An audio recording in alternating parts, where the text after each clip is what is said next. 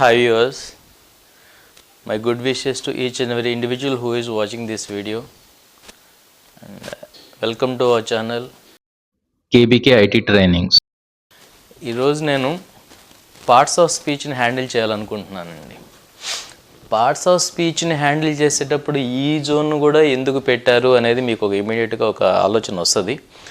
But అది అలా ఉండనియండి, నేను మీకు కనెక్ట్ చేస్తూ మీతో మాట్లాడే విధానం బాగుంటుంది. రైట్, పార్ట్స్ ఆఫ్ స్పీచ్ అనగానే మీకు ఇమీడియట్గా స్ట్రైక్ అయ్యేది నౌన్ ఇలా ఉంటాయి కదండి. Parts of speech, noun,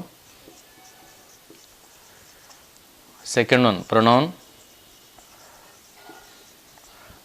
third one verb, fourth one adverb, fifth one adjective,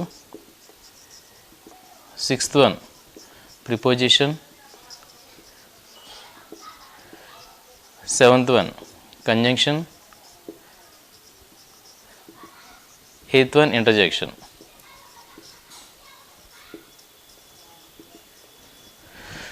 ఇవి మాట్లాడేటప్పుడు ఇవి ఎందుకు పెట్టాననేదే కదండి. ఇప్పుడు నేను ఈ సెంటెన్స్ కన్స్ట్రక్షన్స్లో ఇవి ఎలా హెల్ప్ అవుతాయి అనేది యాక్చువల్గా ఒక ట్రైనర్ చెప్పాలండి. రైట్, నౌ యాక్చువల్గా నేను ఈ చెప్పేటప్పుడు అండి నా టాపిక్ ఒక చిన్న క్వశ్చన్తో స్టార్ట్ అవుతుందండి. ఇది పార్ట్స్ ఆఫ్ స్పీచ్. ఏమంటానంటే ఆనెస్టీ దేనికి సంబంధించింది? యాడ్జెక్టివ్ సంబంధించిందా, యాడ్వర్బ్ సంబంధించిందా, లేకపోతే నౌనా, లేకపోతే ప్రొనౌనా, లేకపోతే వెర్బా, అట్లా అడుగుతామండి.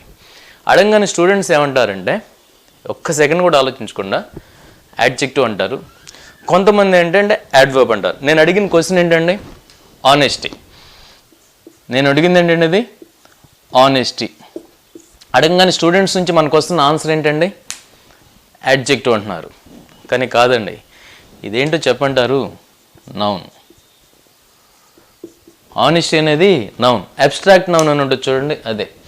సో ఈ ఇష్యూస్ మీద కొద్దిగా డౌట్ ఉంది కాబట్టి స్టూడెంట్స్కి నేను ఇక్కడ ఈ ప్రాబ్లమ్ని క్లియర్ చేయడానికి నేను ఎలా తీసుకున్నానంటే స్టార్ట్ చేద్దామండి. నౌన్ అనగానే ఒక టెక్నికల్ ఎక్స్ప్లెనేషన్ అయితే ఎలా స్టార్ట్ అవుతుందో నేను ఎలా మూవ్ అవుతున్నానో మొదలు పెడదామండి. నౌన్ అనగానే proper noun, common noun, collective noun, material noun, abstract noun అని ఫట్ మనం చెప్పుకుంటే దానికి ఎగ్జాంపుల్స్ కోట్ చేయడం పెద్ద విషయం కాదండి. ఇంకా క్లియర్గా చెప్పాలంటే నౌన్ అనేది name of A person, name of A place, name of a thing అంటుంటాం. మనుషుల యొక్కయు, ప్రాంతాల యొక్కయు, వస్తువుల యొక్కయు తెలియజేసేదే నామవాచకం తెలుగులో కూడా మనం వింటుంటాం కదండి. అట్లా మనం వెళ్తున్న ఈ వేకి ఆన్సర్ సరిగ్గా అవ్వట్లేదని నేనేం చేశానంటేనండి ఇలా ఎక్స్ప్లెయిన్ చేయడం మొదలుపెట్టాను. ఎట్లా అంటే ఇప్పుడు ఆనెస్టీ అనేది ఏంటండి నిజాయితీ. ఇప్పుడు చూడండి, నేమ్ ఆఫ్ ఏ పర్సన్ ఇప్పుడు నేను మాట్లాడతాను, నేమ్ ఆఫ్ ఏ ప్లేస్ నాకు వద్దు, నేమ్ ఆఫ్ ఏ థింగ్ని పట్టుకుందాం. నేమ్ ఆఫ్ ఏ థింగ్ అది నౌనే కదండి. ఇప్పుడు అక్కడ ఒక చైర్ ఉంది, నౌన్. నేను 4 ఎలిమెంట్స్ తీసుకుంటున్నాను, ఒక చైర్, ఒక టేబుల్, ఒక బుక్, ఒక మార్కర్. ఇప్పుడు చైర్ అనేది, టేబుల్ అనేది, మార్కర్ అనేది, బుక్ అనేది ఇవన్నీ ఏంటండి నౌన్స్. ఇప్పుడు నేను చైర్ని అది అనవచ్చు, టేబుల్ను కూడా అది జర్బాబు అనవచ్చు, బుక్ అది తీసుకురావయ్య అనవచ్చు, అలాగే మార్కర్ దగ్గరగా ఉండేది దూరంగా ఉంటే అది అనవచ్చు, దూరంగా పెడితే అది అది అది అది. అలాగే నిజాయితీ, ఆనెస్టీ ఏంటంటే నిజాయితీ, అది ఉండాలి. చైర్ని నేను అది అన్నానండి, టేబుల్ నేను అది అన్నాను, బుక్ని నేను అది అన్నాను, సరే ఫ్యాన్ కూడా నేను అది అన్నాను. ఇవన్నీ కూడా నేమ్స్ ఆఫ్ సడన్ థింగ్స్. అట్లాగే నిజాయితీ కూడా అది ఉండాలి అనగానే ఇప్పుడు ఆనెస్టీ ఏమైపోయిందండి నౌన్.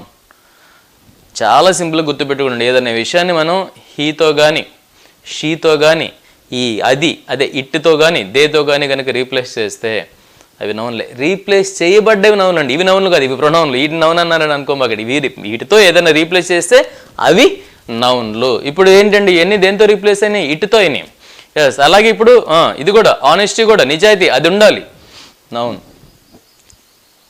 ఇలా చెప్పంగానే మీకు నా మీద డౌట్ వస్తుంది, అసలు ఇతను చెప్తుంది ఏంట్రా బాబు అన్నట్టు. దానికి మీ డౌట్ని నేను క్లారిఫై చేస్తాను ఆగండి. ఇందులో ఇది వై కట్ చేస్తే ఏమవుతుందండి అది ఆనెస్ట్. ఇప్పుడు ఆనెస్ట్ ఎట్లాంటి పర్సన్? Honest person. ఎట్లాంటి పర్సన్? Honest person. ఇదేమవుతుందా అంటే యాడ్జెక్టివ్. ఇప్పుడు కొద్దిగా నమ్మాల్సిందే. ఆనెస్టీ ఏంటండి? నౌన్. ఆనెస్ట్ ఏమైపోయింది? యాడ్జెక్టివ్. ఎట్లాంటి అనే దానికి ఆన్సర్ వస్తే యాడ్జెక్టివ్. అలాగే ఇంకోటి చూద్దామండి. ఆనెస్ట్లీ.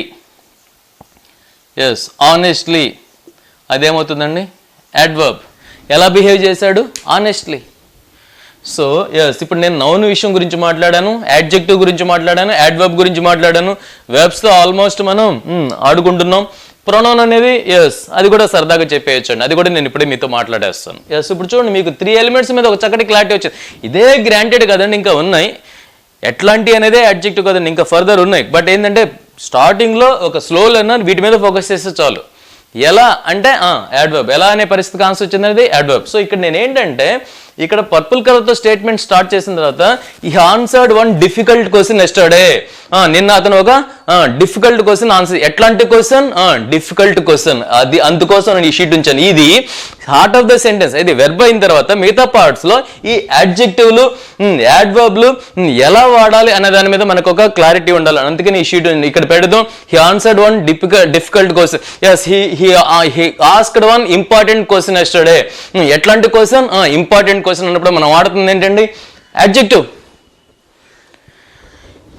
అట్లా ఈ సెంటెన్సెస్ లో మనం జనరేట్ చేసిన సెంటెన్స్ లో హార్ట్ ఆఫ్ ద సెంటెన్స్ పక్కన యాడ్జెక్టివ్స్ వచ్చి ఎలాంటి మీనింగ్ తో యాడ్ అవుతాయి, యాడ్వర్బ్స్ వచ్చి ఎలాంటి మీనింగ్ తో యాడ్ అవుతాయి అనే దాని మీద మీకు క్రిస్టల్ క్లియర్ క్లారిటీ ఉండాల్సిందేనండి. అందుకనే ఒక చిన్నది చెప్పిందండి, difficult and important. But sheet అంతా ఇలా ప్రాక్టీస్ చేసుకుంటూ పోతుంటే మీకు ఎట్లాంటి అనే పరిస్థితి వాడాల్సినప్పుడు యాడ్జెక్టివ్, ఎలా అనే వచ్చినప్పుడు he left this place silently. He left అనేది పర్పుల్ కలరే కదండి, వెళ్ళిపోయాడు కదా. He left this place silently. ఎలా ఎలా ఎలా? సైలెంట్లీ. అప్పుడు మనకు ఏమంటుంది అన్నది? యాడ్వర్బ్. సో ఇవి మనం ఎట్లా వాడాలి అనే దాని మీద మనకు ఒక క్లారిటీ రావాలంటే అసలు ముందు వాటి మీనింగ్లు తెలియాలి కదా. అదేనండి నేను చెప్పింది. సో అది అనగలిగితే అది నౌన్. ఎట్లాంటి అనే దానికి ఆన్సర్ వస్తుంది యాడ్జెక్టివ్. ఎలా అనే దానికి వస్తే యాడ్వర్బ్. ఇంకొక పరిస్థితిని తీసుకుందామండి. కరేజ్, ధైర్యం, నౌన్. ఎట్లాంటి person? Courageous person, adjective. Battle field లో ఎలా ఫైట్ చేశాడు? Courageously, adverb. అయిపోయిందండి. సైలెన్స్, నిశ్శబ్దం, అది భయంకరమైనది. ఏది భయంకరమైందండి? నిశ్శబ్దం భయంకరమైనది. అది సైలెన్స్, నౌన్. ఎట్లాంటి పర్సన్? Silent person. ఏమైపోయిందండి? అది యాడ్జెక్టివ్. ఎలా వెళ్ళిపోయాడండి? Silently. He left this place silently. అది అనగలిగితే నౌన్. ఎట్లాంటి అనే దానికి వస్తే యాడ్జెక్టివ్. ఎలా అనే దానికి వస్తే అది యాడ్వర్బ్ అని చెప్తూ నేను ఈ 3 ఎలిమెంట్స్ని కొద్దిగా క్లోజ్ చేయొచ్చండి. ఇంకా నేను ఎక్కువగా మాట్లాడే ఆలోచన కూడా ప్రొనౌన్ అనే దానికి సంబంధించి మాట్లాడంటే నేను అప్పుడు స్టార్టింగ్లో చెప్పాను. ఐ, నా పక్కన he, she, it, we, they, you అన్నాను చూడండి. వీటిని బేస్ చేసుకుని నేను అసలు ఏమి రాయకుండా జస్ట్ ఎయిర్లో నేను అలా చెప్తాను, ట్రై చేస్తాను. నాకండి షీ కాల్డ్ మీ, నన్ను పిలిచింది. ఇప్పుడు నేను ఇక్కడ దాకా అయ్యింది కదండి, ఇప్పుడు మీ అయింది. She called him, she called her, she called it, she called us, she called them, she called them, she called you, she called you. మీ టీం తయారైపోయిందండి. ఇందాక ఐ టీం ఉంది కదా, ఇప్పుడు మీ టీం తయారైపోయింది. ఎన్ని ప్రొనౌన్లే. తర్వాత ప్రొనౌన్ కాకపోయినా ఇది నేను ఇప్పుడు మాట్లాడేది పొసెసివ్ యాడ్జెక్టివ్ గానండి. దీన్ని కూడా ఇందులో కలిపేద్దాం ఆగండి. ఇప్పుడు చూడండి, ఇట్ ఈజ్ మై హౌస్. ఇందాక నేను ఇక్కడ మీ అన్నాను, మీకు ముందు ఐ అన్నాను. గుర్తుపెట్టుకోండి, ఫస్ట్ ఐతో ఇలా మాట్లాడిన తర్వాత మీ అని, తర్వాత ఇలా చెప్పాను, తర్వాత ఇక్కడ మై అంటున్నాను. సరే, దీనికన్నా ముందు ఇక్కడ మీ అనే దాని గురించి ఇంకా ఏమైనా కాంప్లికేషన్స్ ఉన్నాయో చూద్దాం ఆగండి ఒకసారి. ఇప్పుడు మీ అంటే ఇప్పుడు షీ కాల్డ్ మీ అంటే నన్ను పిలిచింది కదండి. ఇప్పుడు ఒక లడ్డూని నాకు ఇచ్చింది అంటే షీ గేవ్ ఇట్ టు మీ. ఇందాక మీ దేనికి ఉపయోగపడిందండి? నన్ను. ఇప్పుడు మీ దేనికి ఉపయోగపడుతుందండి? నాకు. She gave it to me, she gave it to him, she gave it to her, she gave it to it, she gave it to us, she gave it to them, she gave it to them, she gave it to you, she gave it to you. ఇందాక మీ నన్ను అనే పరిస్థితికి ఉపయోగపడితే ఇప్పుడు మీ నాకు ఇచ్చింది కదండి లడ్డు. ఒక లడ్డు ఇచ్చింది కాబట్టి షీ గేవ్ ఇట్. ఒకవేళ 4 లడ్డూలు ఇస్తే she gave them to me, she gave them to him, she gave them to her, she gave them to it, she gave them to us, she gave them to them, she gave them to them, she gave them to you, she gave them to you. ఇలా ఒక team తయారు చేసి పెట్టింది. అందుకేనండి ఇప్పుడు first మీ దేనికి ఉపయోగపడిందని నన్ను పిలిచింది, తర్వాత మీ దేనికి ఉపయోగపడిందని నాకు ఇచ్చింది. ఇప్పుడు చూడండి, ఇంకొక మీ మాట్లాడతాను. She came to me, she came to him, she came to her, she came to it, she came to us, she came to them. ఇప్పుడంటే నా దగ్గరికి వచ్చింది. ఫస్ట్ మీ దేనికి ఉపయోగపడిందండి? నన్ను. తర్వాత దేనికి ఉపయోగపడిందండి? నాకు. తర్వాత ఇప్పుడు మీ దేనికి ఉపయోగపడుతుందండి? నా దగ్గరికి వచ్చింది. షీ కేమ్ టు హిమ్, వాడి దగ్గరికి వచ్చి ఆమె ప్రాబ్లమ్స్ అని చెప్పుకుంది. షీ కేమ్ టు హర్, ఆమె దగ్గరికి వచ్చి చెప్పుకుంది. ఇట్లా మీ అనేలో ఉన్నటువంటి వేరియేషన్స్ చూడండి. అవి మీరు ప్రాక్టికల్గా చేయాల్సిందే, క్లాసెస్లో జరగాల్సిందే. తర్వాత మై అనే టీం గురించి నేను మాట్లాడుతున్నాగండి. మై హౌస్, ఇక్కడ ఇందాక హిమ్ ఉంది చూసారా? His house, her house, it's living place, our house, their house, there houses, your house, your houses, go to your houses అంటుంటారు. ఎస్, ఇట్లా ప్రొనౌన్ని ఒక వెరైటీగా చెప్పుకోవచ్చండి. తర్వాత ఎస్, ప్రిపోజిషన్ అనే దానికి సంబంధించి మాట్లాడుతామండి. ఎస్, మిగతా నేను ఎక్కువగా ఆలోచించలేదు. కంజంక్షన్ గురించి నేను వేరే వీడియో నేను మీకు తయారు చేస్తాను. ప్రిపోజిషన్ అనేది జస్ట్ ఒక 1 or 2 minutes చెప్పి నేను మీకు సెషన్ క్లోజ్ చేస్తానండి. రైట్? ఎట్లా అంటే నౌ ప్రిపోజిషన్ వచ్చేటప్పుడు మీకు ఎందుకు కావాలంటే ఇప్పుడు చూడండి. He went to market, he went to market to buy అన్నాం అనుకోండి. He went to market to buy అన్నప్పుడు మీకేంటి చెప్పండి? టూ పక్కన ఏమొచ్చిందండి? బై. ప్రిపోజిషన్ పక్కన మీకు ఏమొచ్చింది ఇక్కడ? ఎస్, ఒక వెర్బ్ వచ్చింది. అంటే టూ అనేది ప్రిపోజిషన్ మీకు తర్వాత తెలుస్తుంది. ఎస్, టూ పక్కన వెర్బ్ రావచ్చు. టూ పక్కన మీకు ఇక్కడ చూడండి ఏమొచ్చిందో? ప్లేస్ వచ్చింది. టూ పక్కన మీకు ఇంకా ఎడిషనల్గా పర్సన్ రావచ్చు.